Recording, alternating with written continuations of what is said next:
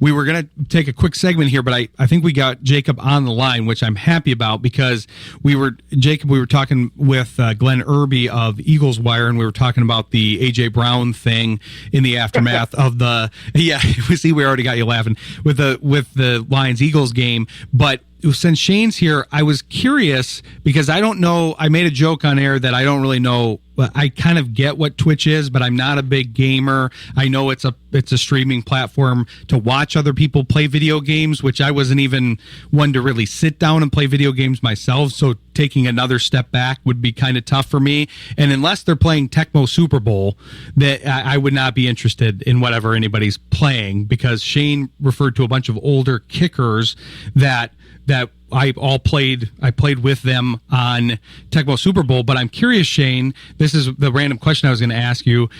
Have you ever played a video game as yourself? Have you ever gone on Madden and been for the appropriate year and been the Cincinnati Bengals and kicked a Shayne Graham? The only time I've ever done that is so I'm not a gamer. Haven't owned a console in my adult life. So, when I was in college, we had friends in the dorms that were playing, and this was back when there was a such thing as NCAA. You could actually play with yourself as your university team or whatever. You just didn't have your name on the back of your nameplate. So then, yes, I probably played around with that a little bit using myself. I've done it, but probably one of the earlier Madden versions when I was on there. I think when they came out with a new version a couple years ago, they had I don't know if it was a Legend or Legacy, where they brought back old players. So I was brought back onto the game, and I had a full profile. And nice. I guess I had a pretty good score, I had a friend playing when I was there. I took one kick. I didn't know what the heck I was doing. I said, I'm done. I'll watch you guys do this. I just never got into video games. I love watching my friends play. I love watching kids play, but I don't play them good enough to get good at them. So I don't like to lose. So I don't want to lose enough to get good at it. I understand that. Yeah, the competition still that is probably thick within you. The competition. So, and once they went beyond 2-button games, they kind of lost me. So I'm kind of in your same category. Are you a gamer? This is Jacob Westendorf, by the way, of Packers on SI, friend of the show. He covers the Packers for us and does it well. And he's also going to be part of the Thanksgiving show. So we'll be talking about that. But do you game? I don't know if you strike me as a gamer. Yeah, not really. When I was younger, my dad, my brother, and we played Metal Gear Solid. If you guys are familiar with that, it's tactical espionage. They've made about 5 different iterations of it just on PlayStation. It was a PC game before that. So it's that is my all-time favorite, kind of a bonding thing with my dad way back when, too. And then, your Maddens and stuff like that. But now I own a PlayStation 3. And it is solely because for the longest time, that was the only way I could play. So the original MGS came out on the initial PlayStation, and you couldn't play that on the 4 or the 5. So I didn't really care to get the new consoles. And then when I looked at the PlayStation 5, I cannot justify spending $500 on most things. I definitely can't justify spending $500 on something that I got 2 kids under the age of 7. So, my spare time is watching Baby Shark and whatever other nonsense. The stupid 6'7" meme is taking over my life. Oh yeah. Yeah. I'm very confused by that one too. So I'm glad we're all equally out of touch, I guess, with all of this stuff. But yeah, we got into the conversation because it's just funny how news breaks sometimes, because the modern day cracks me up, because this whole A.J. Brown thing happened because he was on a Twitch stream and then he said a comment on there. It'd be funny to see the old news people kind of trying to take in how things work nowadays. But your ears might have been burning because we were talking about the Ravens and possibly going on a run, and I was saying I would bet on Lamar Jackson over your old buddy Aaron Rodgers, because as you know, I'm not a big fan, and he might be fading down the stretch. So I'm curious how you're taking in the Aaron Rodgers experience now that he's in the black and gold here. Yeah, I've paid enough attention. Usually, if they're not on when the Packers are playing, because when the Packers are playing, that pretty much consumes about 6 hours or so of my football Sunday. So if I'm ever able to catch him, I try to. Obviously, saw him when he played Green Bay that Sunday night game. The Packers kind of kicked the crap out of him a little bit, but hoping he gets to play Sunday because he's playing in Chicago. So I know that is something that matters to him, and I know if Lions fans feel a certain type of way about Aaron Rodgers, I know Chicago fans feel a certain type of way about Rodgers as well. So I'm with you, though. I think that for everybody saying like, oh, he looks great, he should come back, all that stuff, my thought is, let me see what happens when the weather turns. Because the last game I ever saw Rodgers play in person was the Sunday night game between Green Bay and the Lions at Lambeau. And I remember coming out of that game saying, man, I don't think Rodgers wants to play like in the elements anymore, so that's kind of why I thought maybe as his career went to the next stage, he'd want to find maybe a dome team or something like that, but he hasn't, obviously picking the Jets and the Steelers from this time frame. But I just want to see, how does he play in the cold? Does he look like old quarterbacks tend to look older when they get in the cold, unless your name is Tom Brady? And then otherwise, I'm with you. I think Lamar Jackson and the Ravens are a team that they could have been buried, and they haven't been. The Steelers losing a couple games that maybe they could have won has kept the Ravens in it, and I think they're going to end up paying the price for that. Who knew we were going to have these kind of rooting interests with the whole Rodgers versus the Bears thing? Because one of your equivalent that covers the Bears for us, I was telling him at the beginning of the season, like, hey, I could see this team finishing on top depending on how the division ends up, and he was saying no, that's the one slot that they couldn't be in, because I was saying they could be worst or first, and not that they're the odds-on favorite, but they are currently sitting atop the division. I think the Packers and Lions are currently sitting with better odds, but it's an up and down division, and they're now getting compressed there in the middle. So I thought you had a good article, Jacob, about Micah Parsons and that trade, and how the trade has worked out well from Parsons' performance standpoint, but it hasn't necessarily netted the results that you'd hope for from a defensive change standpoint and upgrading the defense as a whole. That first game, it looked like it against the Lions, but it's been the returns haven't been quite as large in some of the recent weeks. Yeah, they're much more good than bad. Sometimes it certainly doesn't feel that way. This past week against the Giants was a lot of gritting of teeth and everything like that, but the final numbers look really good. The problem with the Packers is they haven't made a lot of negative plays in the run game or the passing game, and especially the last couple of weeks, if it's not Parsons affecting the quarterback, then the other guys aren't. Rashawn Gary hasn't had a sack. I don't think he's had a quarterback hit since the game he had against the Steelers, where he had a couple of sacks in that game as well. Devontae Wyatt is kind of going off the trend of his career so far, which is he starts fast, he gets dinged, and then he's not the same player. And then the secondary that Green Bay has, the cornerback position specifically, there's just not a lot of ball skills with those corners. And you saw this weekend, if you guys caught any of that Packers game, they had 5 chances to pick off Jameis Winston, 5 passes that literally hit DBs in the hands, and they caught one of them. So there was the last one, so I guess in that way it ended the game.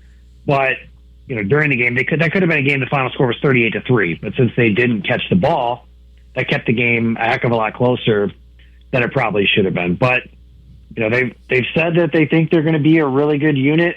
This would be a good week to prove it, because old friend of the state of Michigan, J.J. McCarthy, is not off to the start that the Vikings or anybody else has hoped for. And then, like you said, next week they've got that big showdown. In my opinion, what could be the biggest game of the season right now against the Detroit Lions on Thanksgiving Day. The winner of that game may very well decide the winner of this division. Those are all good points. We're a break behind, so we got to take a quick break. But I want to talk about some of those through threads there, because the Lions have the matchup with the Giants in between. Then, like you said, the bigger matchup with the Packers. Do the Giants become a bit of a trap game? And then I want to talk about JJ and Michigan with you a little bit. So we'll come back with Jacob Westendorf of Packers on SI. Stick with us. You're listening to Shayne Graham's Extra Points on Jethro FM. Jacob is obviously an expert on the Packers side of of things, but he's a Michigan guy. We often cover Michigan with him. And yeah, I'm curious how you kind of see both sides of that. Michigan's had a little bit of an up and down year. It sounds like we talked about them at the beginning of the year. It sounds like they've kind of been in the range that you expected, but I'm curious if you have any thoughts on that. And I'm curious how you've taken in JJ McCarthy, because we talked about it with our Vikings analysts, but that situation has been fascinating to me, because at one point they had Daniel Jones, Sam Darnold, and J.J. McCarthy, obviously on injured reserve, on the roster at the same time. And now you look at what Darnold and Jones are both in the running for MVP, comeback player of the year for Daniel Jones. And J.J. has struggled. I think some of that is the offensive line issues and other things, but I'm curious what you think of after watching him at Michigan, what he's doing in the pros, and what you're seeing of the Michigan program here so far. Yeah, so starting with McCarthy, from a fan's perspective, it's fine, because McCarthy is playing for enemy colors, so to speak. So you don't want him to do well, because that means the Vikings are doing well, and nothing he does in the pros changes anything that he did at Michigan, as far as I'm concerned. So that part doesn't matter so much to me, but it's been rough, and I know that there were people in Minnesota's building. You mentioned Darnold and you mentioned Daniel Jones. I know there were people in Minnesota who wanted Aaron Rodgers, and they were kind of split on whether they wanted to bring in someone like Rodgers or let the McCarthy experience play out. So it's going to be an interesting dynamic at the end of the season if this Viking season ends up failing, just because, we can get to the end of the year and how bad it is. I mean, I don't think it's out of the realm of possibility that Minnesota turns the keys to Max Brosmer for the last couple games of the year and says, McCarthy, we're going to bring in some competition, which is wild to think, just because he was a first-round pick. And I think him missing all of last year, meaning he couldn't practice, was a big factor in this as well. You've got McCarthy talking about how he's going to be rewired on how to play quarterback and everything like that since he's gotten to Minnesota. But the reality is, what's happening on the field is happening on the field. And that group that they have there, the skill group, at minimum, they're ahead of the curve with Justin Jefferson being on the team. The backfield is strong with Aaron Jones, the former Packer, and Jordan Mason in there as well. I know the offensive line's kind of been a little in and out, but they should be stabilized for now. He's just missing guys that are pretty open by NFL standards. And the thing about him at Michigan was he was asked to do a little. He wasn't asked to do a lot. They said he could have done more if they asked him to. I do believe that. But it's an adjustment going to the NFL when they're asking you to do more stuff. So he's got to play better. The Vikings got to play better. As far as Michigan, the program goes, I was at Wrigley Field on Saturday for that debacle, I guess is what you could call it. I'm happy they escaped with a win. It's not often you see a team, probably never, honestly, that turns the ball over 5 times in one game and is able to come away with a victory. Thankfully, they were.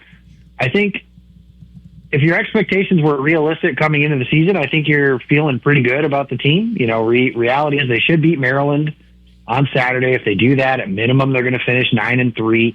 And, maybe the winning streak against Ohio State ends in a couple of weeks, and that's not going to be fun for anybody who's rooting for not Ohio State in that game. But, that's something that I don't want to say you expect it every year, but is the quarterback getting better? I think the answer to that question is yes.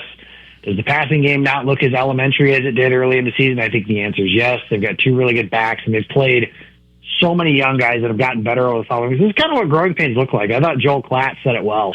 If you're going to compare every Michigan team from here on out to the 22 and 23 teams, you're probably going to be disappointed a heck of a lot more than you're feeling really good about those expectations. But hopefully they're able to build some stuff here in the future. They've got another good recruiting class coming in, and the way that the season's gone this year, like I said, if you'd have told me before the year, they're 9-2 going into the Ohio State game, and if they win, they get into the college football playoff, I'd have told you that is a wild success of a season.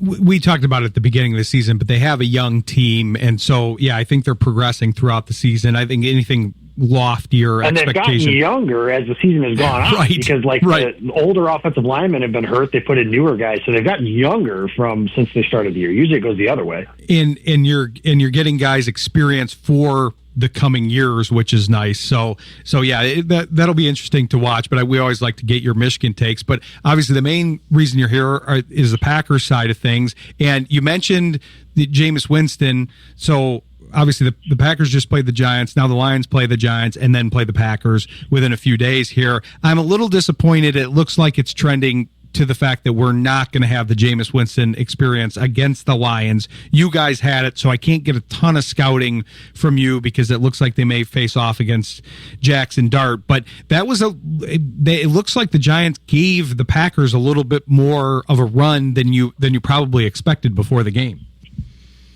Yeah, like I said, if the Packers, and if ifs and buts were candy and nuts, of course, but if the Packers defensive backs can catch the ball that's thrown to them, the game's not close, but they didn't. So because of that and other reasons, of course, Green Bay was trailing in the fourth quarter. They had to have a touchdown pass from Jordan Love to Christian Watson with like 5 minutes or less left on the clock to be able to win that game. So it was kind of a death by 1,000 paper cuts kind of game, and the Packers didn't capitalize on the mistakes that the Giants made. And with a interim coach, a younger quarterback, or a newer quarterback, I shouldn't say younger, but he was new to them, third-string quarterback. They just weren't going to be a team that was going to try and win that game 17-14 and punt on 4th and 2 and 4th and 1s, and they converted a couple fourth downs and everything like that. They hit a couple big plays on the first drive of the game in the passing game. But, I mean, overall, not a great game by Green Bay standards, and they have kind of been up and down over the last really 6 weeks or so from that side of things. But the Giants are not a very good football team. They've got a couple good players in some good spots. They are better when Jackson Dart plays. So if the Lions are going to get that experience, it's a completely different game than the one if Jameis Winston is on the field. I don't know how much Giants football you guys have watched. I've watched a couple. I think Jackson Dart has the goods, and I think he's going to be a really good quarterback in this league if he can figure out a way to stay on the field and out of the concussion protocol. So that's something that could give the Lions a bit of a challenge. The defensive line is something that can wreck the game. The Giants' defensive line is really good, especially Brian Burns is one of the leaders in the league in sacks. Abdul Carter is really good. Dexter Lawrence is really good. And I know, I watched Sunday Night Football between the Lions and the Eagles pretty closely, and that was the one thing where Jared Goff, if he has something about him that is his kryptonite, it is pressure. And if you make him move off of his spot, he can get rattled. Sometimes he's really cool and collected in that pocket, but he can get rattled in those situations, and that's something the Giants can do. I don't think they're going to be able to do it enough to beat the Lions or anything crazy like that, but that is something that, if you're talking about worries from Detroit facing off against the Giants, that's certainly one of them. I'm glad you mentioned that because we didn't have anybody on the show to preview the Giants, and it's not that we're skipping them because obviously we wanted to feature the Packers matchup because we have you in the fold and you do a great job talking about all football. But I'm glad you're mentioning the Giants because it could be a sneaky trap game for the Lions because obviously, as you said, the Packers-Lions matchup is huge, but they both have to play a game in between. You guys have the Vikings, the Lions have the Giants, and with Dart and with that defensive line, I feel like you highlighted the two things. Obviously, the other thing was Scadaboo. They're being hit by injuries as well. Neighbors is out, Scadaboo's out, but they still have a lot of weapons, especially on that defense, and they do have some things to shore up, they being the Lions, on the interior of that offensive line and getting those assignments right. And I could see the Giants wreaking up some similar havoc. They might not be exactly Carter and Davis, but they do have a strong defensive front, and they might be able to keep that game close. That's why I wanted Winston, because I agree with you. I think Dart is for real, and I wanted 5 balls to go to the Lions. Not that they would have caught all of them either, but hopefully they'd catch one, and because that's part of the Jameis Winston experience. This was my honest reaction when you said 5 balls were thrown directly at the Packers. I said in my head, only 5? That's pretty low, actually, for the Jameis Winston experience, and he still kept the game close, which is hilarious to me. I just like that experience as a whole because it's like a lot of big plays both ways when you have Winston in there. Yeah, he's a 30-30 guy. He's like a volume. I remember that this was something they said about Antoine Walker. He used to play for the Celtics and the Mavericks and a couple teams. He'll shoot you into a game and he'll shoot you out of a game. So that's the Jameis experience, to be sure. One other good thing that's going for Detroit this week, the Giants, had Josh Jacobs been able to finish the game on Sunday, I think he would have gone well over 100 yards. He got hurt on the first series of the game and did not return. He's first couple carries, he looked explosive, looked like he had some holes to run through and everything like that. Detroit, if they're able to block him up, this Giants defensive team, they're like towards the bottom of the NFL. I don't remember the exact ranking anymore, but they are not a good team defending opposing run games. So Detroit, they kind of get off the bus running the football. They want Montgomery and they want Gibbs to be established. Honestly, if that's the way they need to go, this could be a game where those guys carry the ball between the two of them 30 to 35 times and they put up 200 plus. I could see that because they are going to make a point of that, especially after their troubles kind of running it up the middle in the last game. No surprise there with that defensive front, but I think they will try to establish that and kind of slow the game down and take control of the game that way. But we got one more break to take. We're going to take another break and then come back and focus on the Packers and Lions in the preview. And we want to get Jacob in the discussion about our Thanksgiving draft. He's got to help us brainstorm with that. So stick with us. You're listening to Shayne Graham's Extra Points on Jethro FM. Happy to bring Jacob back for a third segment here because we got a couple things to talk about here. We'll focus on the football first, but then we're going to do a little brainstorming. But I'm curious what you think of this game, Jacob. You always have a good read, a good objective read of your team, and the Packers are confusing to me a little bit. We talked about the defensive side of things, but you did highlight this when you were talking about some of the defensive players. They do seem like a bit of a team that some of the players have a tendency to fade a bit down the stretch or have kind of up and down times, which that's true for a lot of players. But I'm curious what you see as kind of the keys to the matchup, because the Lions are kind of in a similar boat. They've had a lot of injuries. They've had some issues there, and they're not coming in necessarily at full strength either. And of course, we had the Thanksgiving matchup that was a huge win for the Packers the last time they matched up on Thanksgiving. Yep. So there's that in the back of everybody's heads too. Yeah, that Thanksgiving game you mentioned was kind of the turning point of Jordan Love's time as the starting quarterback, because at that point we were all kind of like, how good is he? Are we sure? Are the Packers really going to commit big money to a guy who's kind of been up and down? If memory serves, I think Green Bay was 4-6 going into that game that year. They ended up beating Detroit and Kansas City back to back, which was just a huge boon to the rest of their season. But coming into this game against Detroit, and obviously one big injury could change, this comment. Like if Jordan Love doesn't play or if Jared Goff doesn't play, God forbid, knock on everything that you can, throw the salt over your shoulder, whatever anti-jinx thing you need there. If any of those guys don't play, then obviously this conversation changes drastically. But, I mean, with Green Bay coming in, the first game, I don't want to say you could throw it out because obviously it did happen, but there's a lot of things about that game that just is different now. Green Bay doesn't have the unknown on defense with Parsons being Parsons had been in Green Bay for like 8 days or something like that by the time these two teams had faced off the first time around. Aiden Hutchinson is fully removed now from his injury. Ali McNeil is back on the field. That's a big one, I think, for the Lions as well. And that interior offensive line, I think that's the biggest difference between the Lions from last year to this year is really, and I think it was undersold because we spent so much time talking about Ben Johnson and Aaron Glenn leaving for head coaching jobs. But Frank Ragnow retiring before the season started was a huge deal, and they had to reshuffle that entire offensive line. And in that first game, you could tell there was some confusion. There's a play, Detroit's backed up, they run a run play, just trying to get some breathing room, and nobody blocks Green Bay's nose tackle, Colby Wooden. And, Gibbs, Montgomery, I don't remember who the back was, but he runs right into Wooden, and he's got no gain on the play. Like, those are kinds of things that I think will be shored up this time around.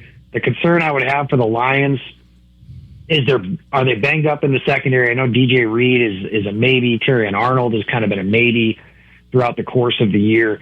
Are they able to get those guys in the game? Because Green Bay, they don't have a number one guy, and I know that's a discussion point a bunch, but they've got quite a few guys that they like to go to. And Christian Watson, since coming back from injury, he didn't play the first time. He's kind of reemerged as one of their top guys, and he can certainly make some big plays down the field for Detroit or for Green Bay against Detroit's secondary. As far as like guys fading and stuff, Green Bay just needs to find other guys than Parsons just to make some plays for them. And they got that, in the first game. Edgerrin Cooper had one of his best games of the season. They held Jahmyr Gibbs to, I think it was 19 touches for 50 yards between runs and passes that he caught. They just didn't do a whole heck of a lot.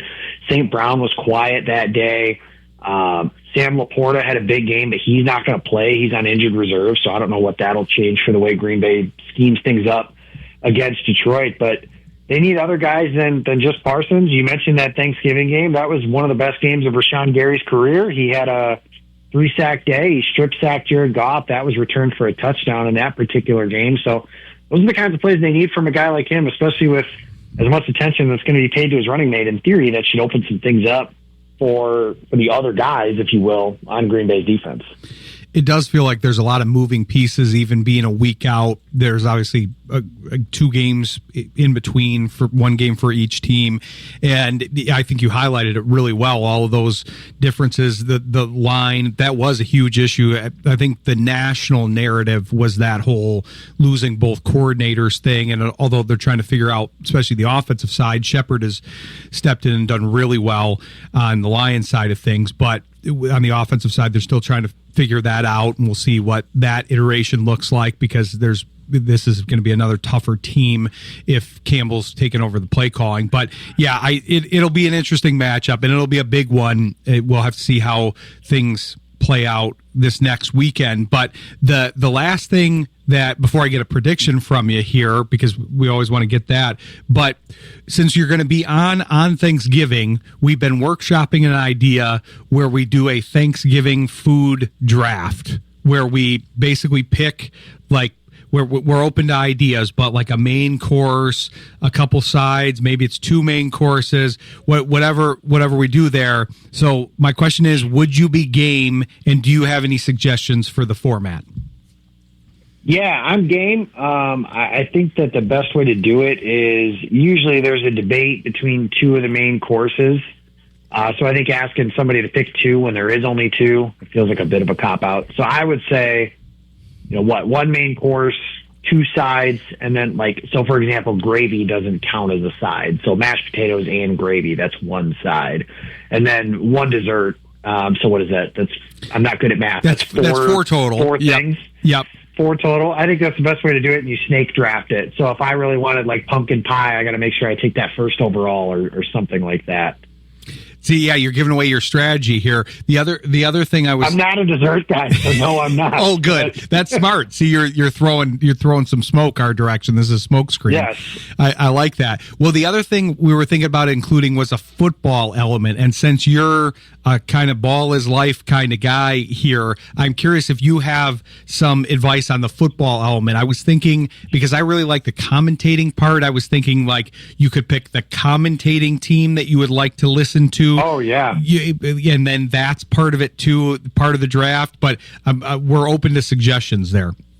Yeah, I like that one.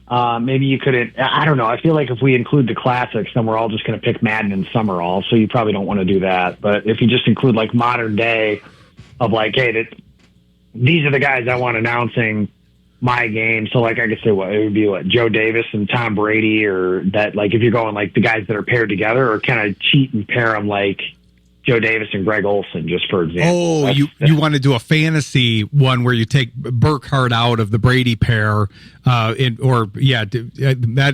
interesting. Well, so I could pick my play-by-play guy, and I could pick my color commentator. We could do that. We could do that as 2 separate rounds, because then that's just 2 rounds. I don't mind that as an idea, because I know I'm going to have an off the board pick for that. I'm going to have a random pick that everybody's going to go, this is what you picked, because I really delve into that side of things. So I'm going to have a very random pick by everybody's opinion, I think, for both of the play-by-play and the analyst. But that I think is a good tweak, that you do a play-by-play guy and an analyst, and then you have to pick those separate rounds. So then that would be 6 rounds total, and I like that it's competing strategies. It's, do you pick the football side? Do you pick the meal side? What do you think of all that, Shayne? Do you think that you've been listening here?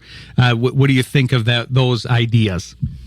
Well, I think if we're taking things off the board, which means they are unavailable to someone else, and you're going through the rounds, I think if the priority is a certain thing, then I don't think you have everybody pick the main course first, because obviously we're going to run out of main courses and people are going to have to, say turducken or something instead. So I think if you really want Pat Summerall, then you pick him first. That's what I'm viewing this as, wide open. There's no by round. You can pick anything out of those categories. Turkey's on the board, okay, take turkey. Yep. If whoever's on the board, whatever your priority is, I get that, and that's kind of the funny thing about listening to I've overheard fantasy football drafts. I've been in the room when I've been picked in the first round of a fantasy draft, and everyone made fun of the guy. He won a $20,000 pool because it was a major league team, and he was one of my friends, and he picked me in the first round. Might have been drunk before it started, but listening to that, and when guys are taken off the board, other guys can't have them. It's kind of cool, and then you see like his priority was his friend more so than it was I'm going to get the star quarterback or receiver or whatever people get the most point value out of and take their first picks for. So I think that would be cool. Yeah, I like that you have to have the strategy for it, because that'd be very similar to a fantasy football draft. That's a good comparison, that you've got the different positions, and you've got different people are going to value those differently. Same with the Thanksgiving picks. So okay, good. I think we got a good structure here. We'll figure out how to actually do the draft, because we'll have the interviews in different slots, but we might do it. I might circulate it in advance, but we'll make sure to have the picks done by the end of the night there, but that'll be fun. But Jacob, on the way out, what do you think for the score here for the game, and how do you see this game playing out? Yeah, so this is we've been talking about it a bunch in Green Bay circles this week. This is the biggest stretch of the season for the Packers. 5 of their next 7 are against the division. So they've got 2 against Chicago, they got 1 against Detroit, 1 against Minnesota. And then they finished the season actually against Minnesota. And by the way, the other 2 games are in Denver and at home against Baltimore. So no more cupcakes left on the schedule. Football, for all intents and purposes, starts on Sunday. You're asking in some of these games, you're almost asking like, which quarterback do you trust more if things around them are going to go awry? And I think with the way Jordan Love has played this year, I know the box score numbers do not look great from Sunday's game. If you're going just off the box score, that's fine. I get it. Not everybody has time to watch all 32 teams play, but that was one of the best games that Love has played in a long time. It's 7 drops of his 11 incompletions. I think when everything's around him, he's just kind of cool and collected with everything like that. He is certainly capable of kind of putting up a dud, as we've seen in recent memory as well. But this is a game where it's a Thursday game. It's a short week. That induces some semblance of chaos. I think Jordan Love is just playing really, really well here in the last couple of weeks, especially this past Sunday against the Giants. So I'm taking the better quarterback. I think the better quarterback this season has been Jordan Love, but I would not be surprised at all. Detroit is a different team on that turf at Ford Field than they are anywhere else. But these are 2 teams that I will not be surprised if they end up playing a third time. So I'll go Green Bay 27-24. I literally thought that's what your prediction was going to be. I must talk to you too much, Jacob. That's like that. I predicted your prediction, so that's no. I do think it could play out that way, and like you said, I hope it's a third time, so then we can talk to you and do this again. But I'm glad we got the Thanksgiving draft, kind of the machinations kind of worked out. But we'll look forward to talking with you on Thanksgiving. We appreciate you doing that with us, and be sure to tell people where they can follow your coverage here leading up to the game and also for the game upcoming on Sunday. Yeah, Packers on SI, so si.com/NFL/Packers. I write anywhere between 3 to 6 stories a week. It just kind of depends on what all's going on. I'm looking forward to Sunday's game. It's a game against Minnesota that it's a big one. It's a division game. The Packers have talked a lot about it. They keep saying they're going to play better. I've got some really cool story ideas. I just need some certain things to play out in that regard. And then the other thing that I do that is probably of interest to your guys' group, every week I have the matchup of whoever Green Bay's playing against. So Green Bay's passing offense against Detroit's pass defense, for example, and then like what's that look like by the numbers, who has the advantage based on some other stuff, injuries and stuff obviously play a factor in some of that analysis as well. So that's something you can find. It's usually Tuesday or Wednesday. With it being a short week next week, it might come out a smidge sooner than that. But short week, it's football. That's the business we chose to go into. So that's the way that it works. Well, that's how this all happened with Thanksgiving, because it was like, well, I'm the only one crazy enough to work on Thanksgiving, right? And then I put it out to you, and I put it out to Ryan, I put it out to Shayne, and everybody was in. Dan was in, so now we'll have some fun, and it'll be fun to cover the game on the day of too. But Did you have to tell your family to change their my family's mealtime is scheduled around the fact that the Packers play at noon? Oh yeah, we're going to lunch, quote unquote, at 10:30.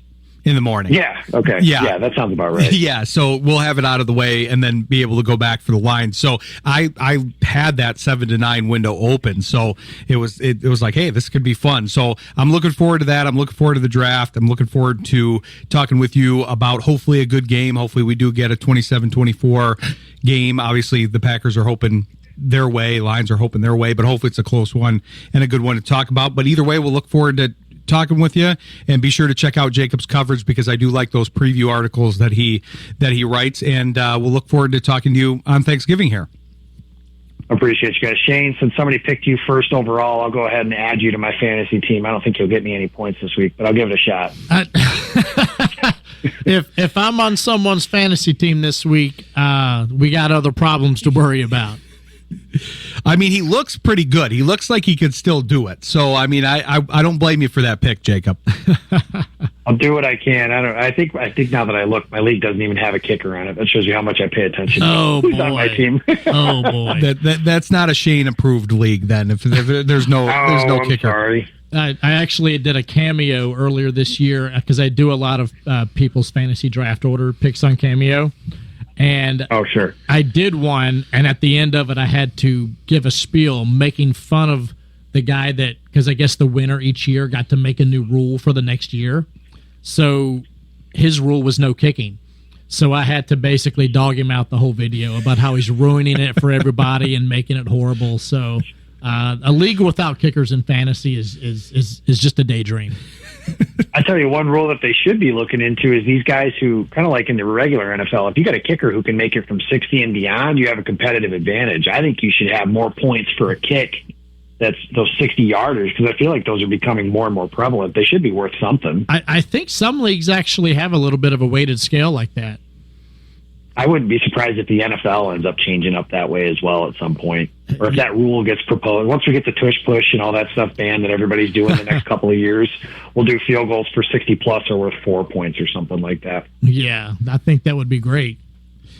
Well, we were talking about Antoine Walker earlier. He was the guy that said, "Why do you shoot so many threes?" And he said, "Because there are no fours." So maybe that'll be the case here with the kickers here. We'll add a 4-pointer. There you go. That's perfect. I didn't know he said that, so thanks for teaching me that one. I appreciate it. Well, I had that in my mind since you mentioned it, so it came full circle there for us with the 4-pointer. So yeah, see, this is going to be fun to do the draft on Thursday, but we appreciate you joining the show, and we'll look forward to talking to you next week. Thanks, guys. Appreciate it. Have a good night. Thanks, Jacob. Talk to you soon.